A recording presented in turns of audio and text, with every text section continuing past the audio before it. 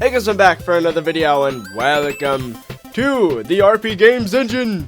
And this is version Alpha 1.6, otherwise known as the Interaction Update.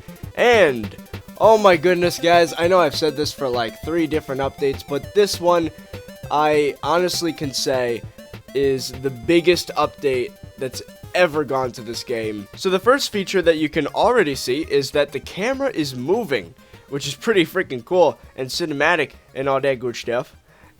And there's also this cool little feature here in the sound settings in which you can change the music volume mid-song.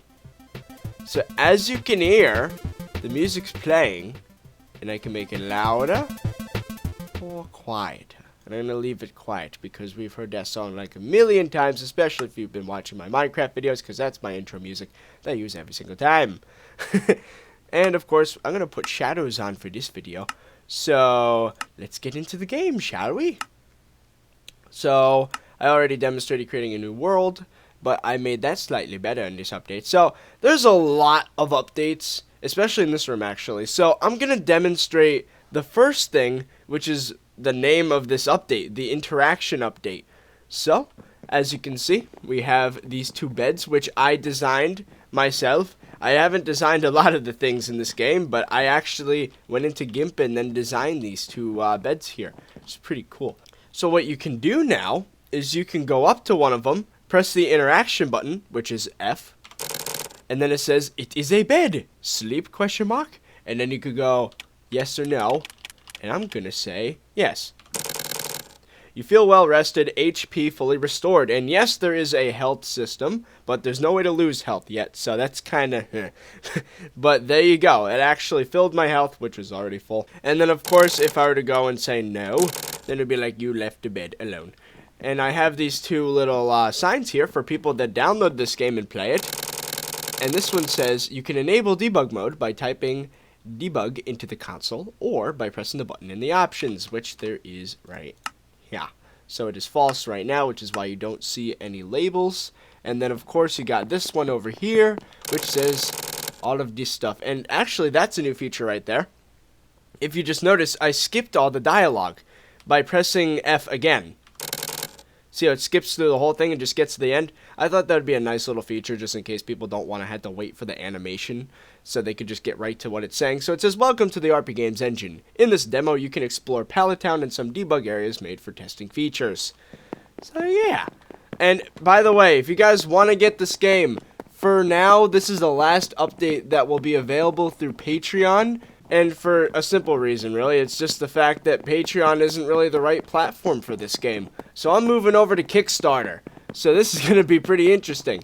So basically the way the Kickstarter is going to work is that it'll be a one-time payment. It doesn't really matter what. You'll see all of the different awards for different levels.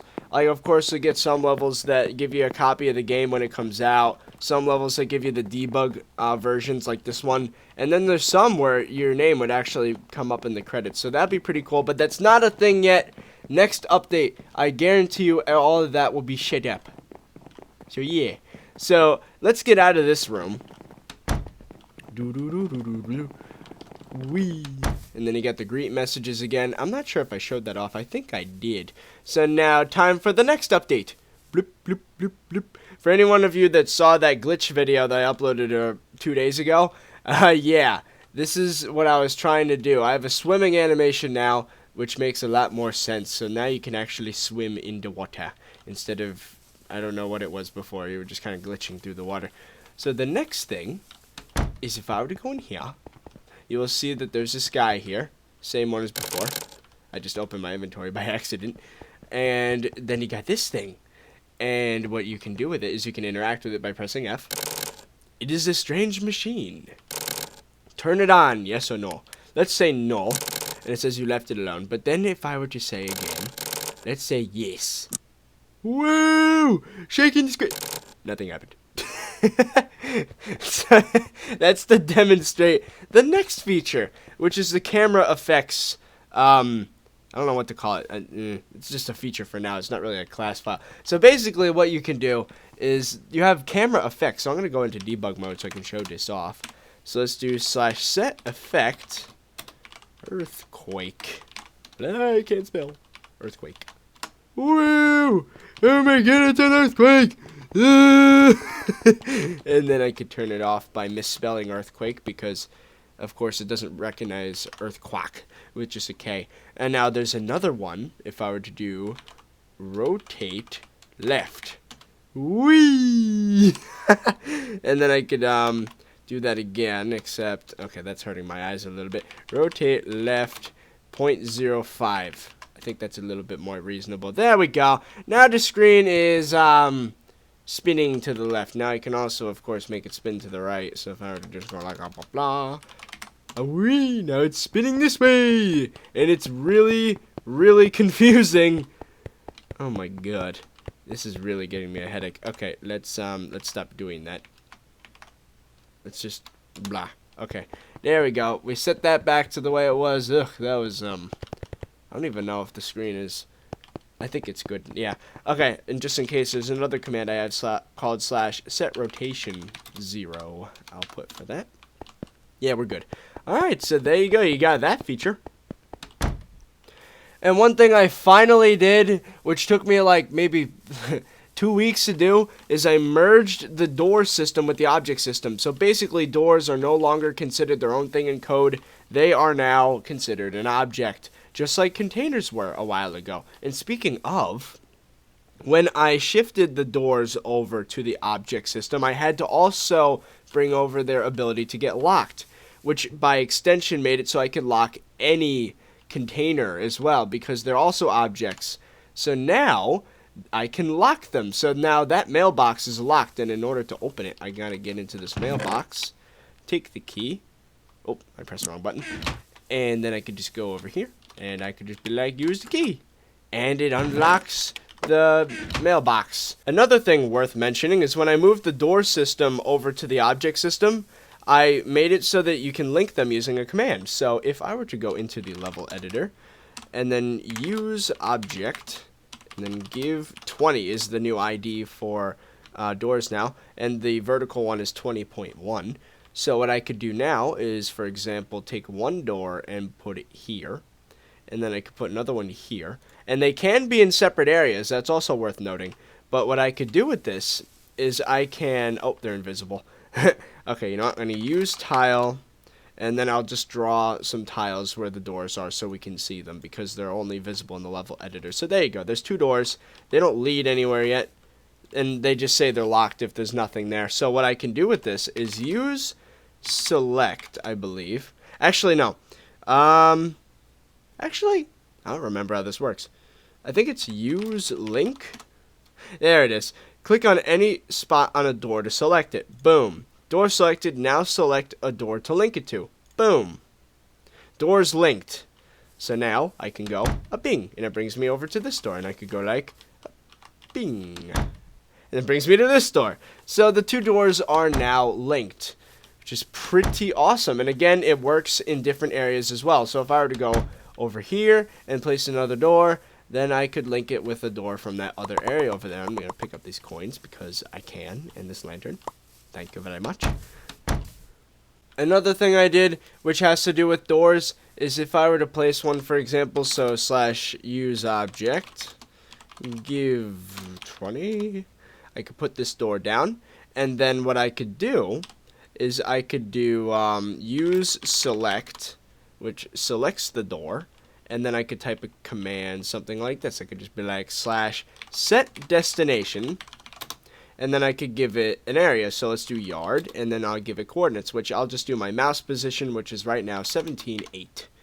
So when I do that, if I were to walk through that door, I can't even see it. It's right there. And just be like, oh, boom, then it teleports me there. So yeah, I can do that now, which of course is useful if you want to make a one-way door instead of linking doors like I did before. One thing I gave up on in this version was Gaussian blurring, because Monogame 3.5 isn't compatible with it anymore. So I decided, you know what, I'm going to go the Minecraft route with this one. Now, if you guys don't know what happens in Minecraft when you open your inventory, it doesn't blur the background, but it makes it darker. So if I were to go into this pause screen here, you can see things get darker, and your inventory is the same way. So it's a lot simpler, and actually it's a lot easier on the computer as well. So that also brings me to another feature. The performance in this game has been brought from almost unplayable on most computers to running absolutely amazing.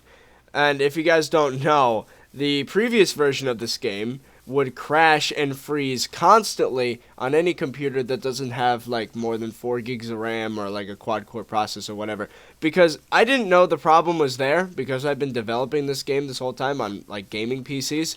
So once I moved it over to a non-gaming PC, then I had problems and I was like, ugh, performance isn't that good. So I fixed that. So now the game runs absolutely smooth, even with shadows, on pretty much any device I can try it on.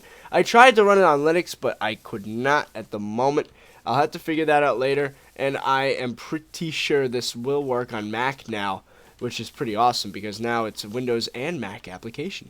There was this big bug with the game that has been here ever since I started using Monogame, and it was the fact that on some computers sounds didn't work, and that I fixed. So now, again, any Windows computer, and I believe any Mac, don't quote me on that, but I believe any Mac will run this game with sounds. So that's a problem that I just fixed, and I don't know how I did it. It had something to do with preferring 32-bit, or it used to do that.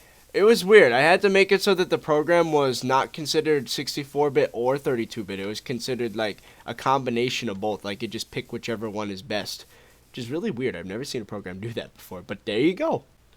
There's a command that's been in the game a couple versions, but I forgot to say that it was there, and it's the /setOutside command.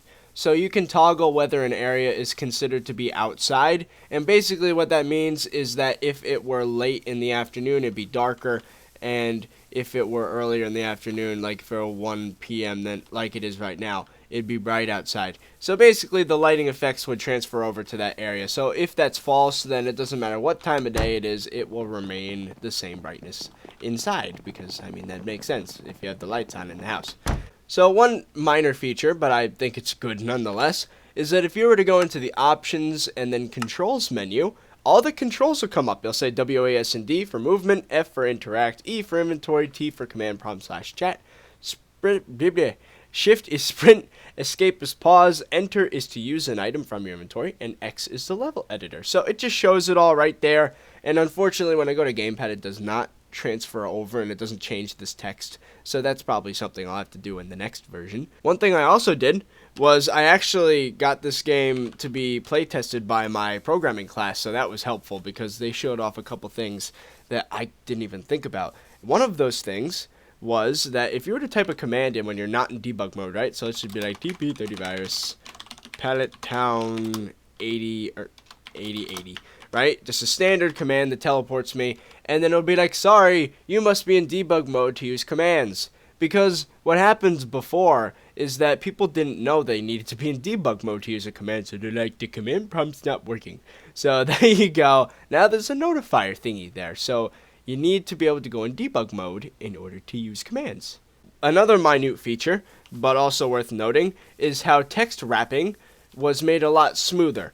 So it's hard to really visualize this one, but just imagine, like, you see this, how the text kind of stops at the end, and then, actually I can use the mouse for this. See how, especially here, you would think 30virus would fit here, but it doesn't because it's like one character off, right? What the program used to do is it would keep going, one character at a time, and then it would be like THIRTY or VIR, and then it would be like, oh wait, it's too long, and then it would just shove the whole thing over to the next line, and then US, and then exclamation point, and you could see that it would be like, so it didn't really look very professional that way. So what I did is in the code I told it how long the word was before it started displaying it, so if it knows that it won't fit, it just starts drawing it on the next line. So basically smoother text wrapping.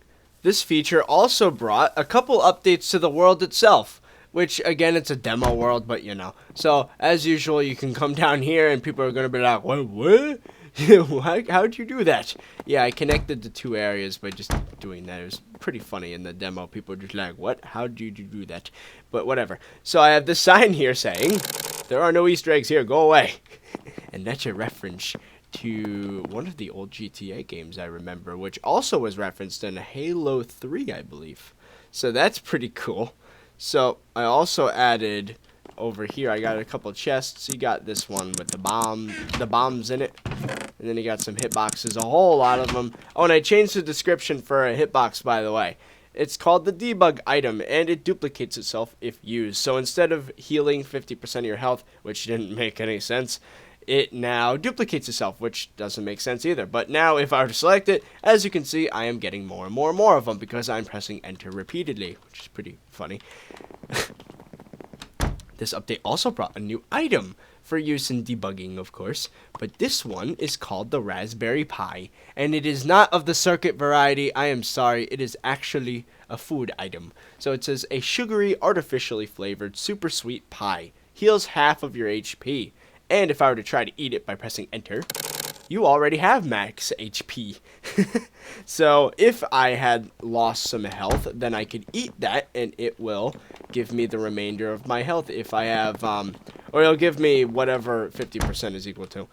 At the time, I think by default your health is 100, so it'd give me 50. But of course, if I had like 90 and then I ate one, I wouldn't end up with 140 health. It'd just max out at my max health.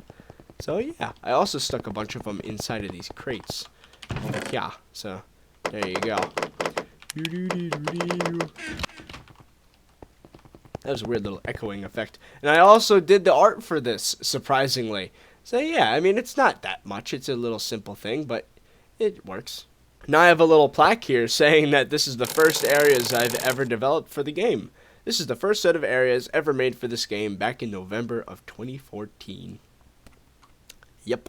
Another cool feature that I'd like to mention is that the duplicate tool got a little upgrade. So if I were to go to use duplicate, I don't know if you guys noticed, I don't think I mentioned it, but previously the duplicate tool only worked starting from the top left corner and then you drag down to the bottom right. If you tried to go backwards, then it would not work. It would just stay there and it'd be all glitchy and stuff. But now you can select anywhere. You can select this way. See, I've got some of the building there. I could go this way. I could go that way. I could go this way. And I could just copy this whole building and just be like, copied building Hashwa. And then there's a copied building down there, which I can go to right now, actually. And just be like /noclip and make my way through there. A bing. And then as you can see, the doors still work. Except it brings you back to the original when you come back through that door. So I think that makes sense. Another thing I did with the level editor is that the rotate tool has been fixed. Unbeknownst to me, apparently there was an issue with the rotate tool. So if I were to do, or not rotate tool, rotate command. So use duplicate. Yep, I spelled it wrong. Duplicate. There we go. If I were to select this half of the building and place it down, as you can see, it's normal. Now what I can do is /rotate 90.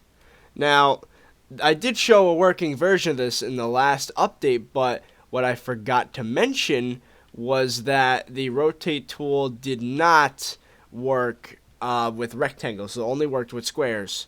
So nowadays, it actually works with rectangular shapes, which is pretty cool. So I could just blah, blah, blah, blah, blah, blah, blah, blah, blah. Okay, I just completely messed up the landscape just now. So I'm just gonna load my shave now.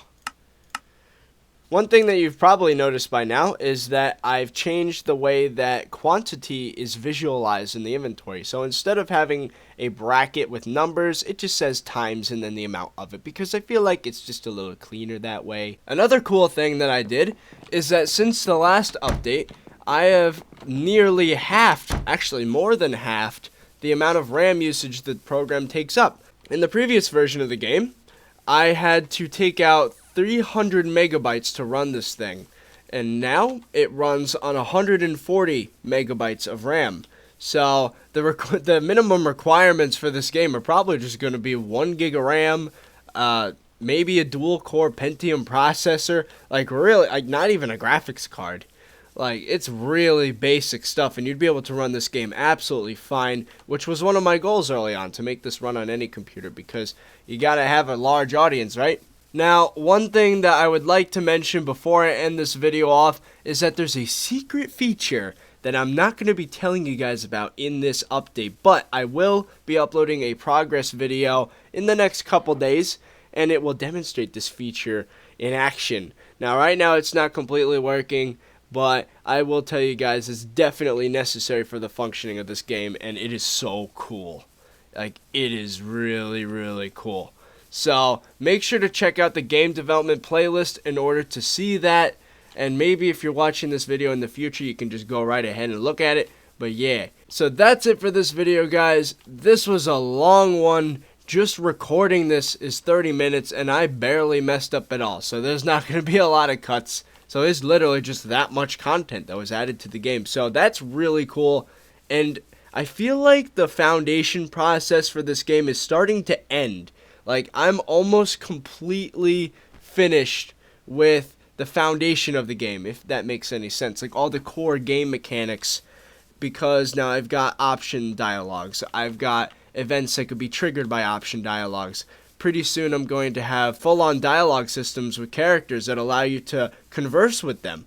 So just imagine, guys, I can actually... One thing I forgot to mention about the whole dialogue system thing is that if I were to go back to the thing over here, turn it on yes or no, I can have more than just yes or no. It could be chocolate or vanilla. It could be chocolate, vanilla, or strawberry. It could be yes, I would like to, no, I would not, you go away, I don't like you. It could be like full sentences, and you could have any amount of them. So what I'm thinking I do is add almost a Fallout-esque sort of options dialogue thing where you can change the way you converse with people by telling them different things. So you'd have different dialogue options, and potentially that would really help out the RPG elements of this game, because that'd help build your character. Maybe have that standard like rude person option where it's like you just kind of blow the person off like, I don't need you, whatever. And then you'd have the nice guy option that's like, yeah, I can help you out.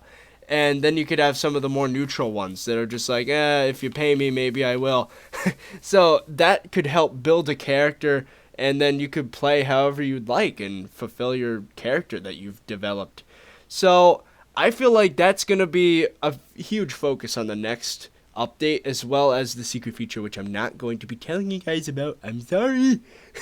So anyway, again, for now, the Patreon page is how you're going to be able to get this game. Actually, you might want to do it now, because once I get this up on the Kickstarter, it will require a $5 donation just to play the demos of this game. So right now, if you're to go to my Patreon and submit $1 or more per month, then you will get access to all in-development builds of the game. So that's it. So I hope you guys enjoyed, and I'll see you guys later.